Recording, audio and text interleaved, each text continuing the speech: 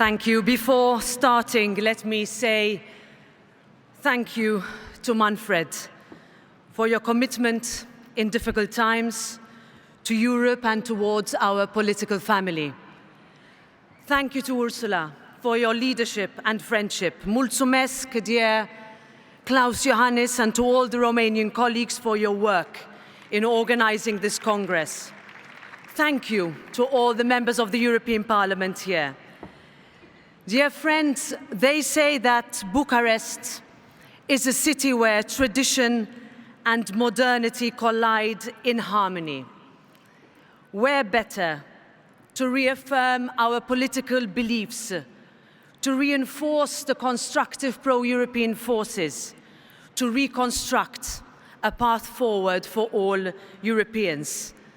We have managed a pandemic, wars, an energy transition, inflation, hybrid threats, and cyber warfare, all framed within an ongoing digital revolution, climate and migration challenges, natural disasters, and geopolitical shifts. Throughout all these challenges, we remained steadfast. We remained brave. And above all, we remained true to ourselves, to our values, to our principles. It is within them that we found the answers that made people's lives a little bit safer, a little bit more secure, a little bit more prosperous, a little bit more equal. This does not happen by coincidence. It happened because we were able to take the difficult decisions to ensure vaccines and ventilators, to create jobs, to support families and industry, to champion enterprise and match rhetoric with action. When the world changed on February 24 of 2 years ago, we stood up. We understood that the Kremlin's tanks threatened not only Ukraine, but everything that we have held dear, everything that we inherited. We did not turn away, and we will not turn away. Europe delivered. Thanks to Ursula, thanks to Manfred, to all the MEPs who work day in, day out. In the European Parliament, we know we are stronger when constructive pro-European forces hold. Stronger when we are able to reform. Stronger because of the challenges that we faced. And while we are proud of our successes, and we should be, we must also be honest about where we could have done better, where we left people behind, and where red tape has pushed people away, about where we have gone too far, about where we have gone not far enough.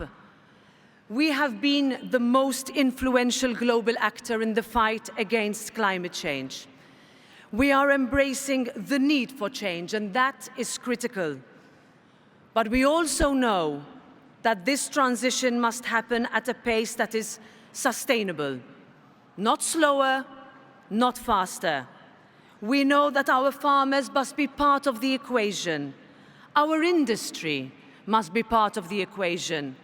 Our young people, so many of you here, must be part of the equation. A friend put it this way: there is an invisible line that people could be pushed beyond. People must have confidence in the process. They must have access to tools that allow them to make the shift, and they must be able to afford it. Otherwise, it will not succeed. And worse, if misunderstood, it risks driving more people into political disenfranchisement. That is why we must listen more, why we must become better able to cushion the economic, social, and political impact of decisions. Here in Romania, the impact of non-Schengen is another example of the consequences of all three. Why opening air and sea borders is so important, and why full Schengen needs to follow. The same is true for Bulgaria. We must have the answers, not by copying others, but by being able to show unashamedly that we can provide the right frameworks that make difference in people's lives. We don't need Europe to reinvent the wheel. We want Europe to add value where it should. We see strength, not weakness in our differences. We cherish our traditions, our languages and cultures. Neither do we want to destroy what we have constructed. Europeans are builders, they are innovators, they are inventors. And we find solutions in this sense of pragmatism, of compromise, of leadership that must define our legacy. That is what it means to be part of this family. That is Europe's way. And we need to stop apologizing for it. That is how we counter the false narrative of the populists and the extremists who offer no solutions.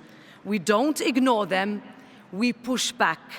That's how we win. Dear colleagues, I am part of the generation who joined Europe 20 years ago this year. We know no new and no old Europe. We are the generation who believe. And we know that we are at the dawn of a new European age. We just need the courage to embrace it.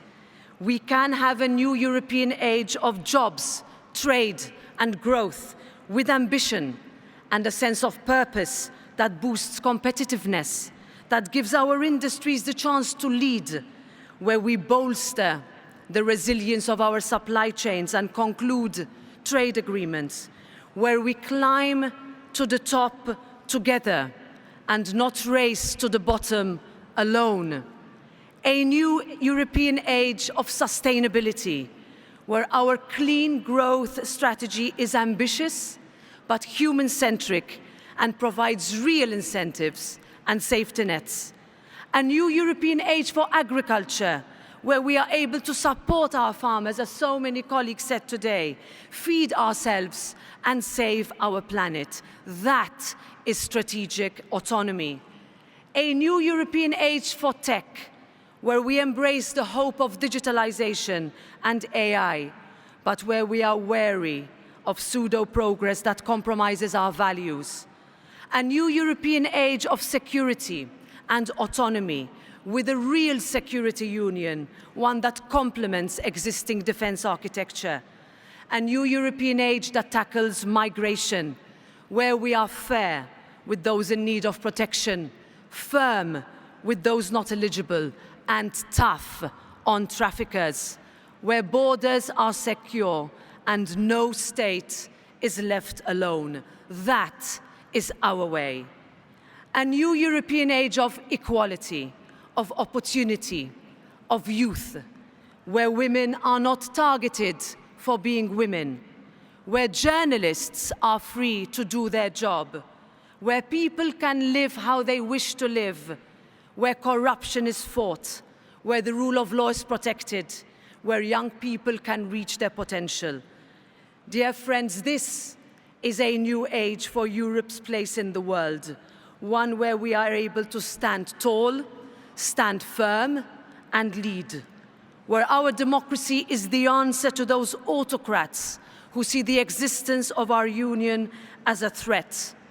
An autonomous Europe that supports Ukraine and Moldova on their paths to EU membership, that stands with democratic Belarus, that recognizes what is at stake, because ours is a Europe that stands for humanity. It is the same philosophy that drives our reaction to the situation in the Middle East. Our hearts must be big enough for all the victims, and our minds must have the capacity to find the political will to break the cycle of history, to find a peace that has eluded generations. And here Europe has a great role to play. What we do in the next months will define the next European generations. And the responsibility is on us to lead. And it starts with convincing people to go out and vote in the European elections. None of this will be easy. We will be called upon to lead when it is hard. We will face impossible choices, but it is in that moment that value-based leadership is needed the most. That is where we will find the answers, and that is when our people will find us ready. Thank you for your support. Thank you. Long live Europe.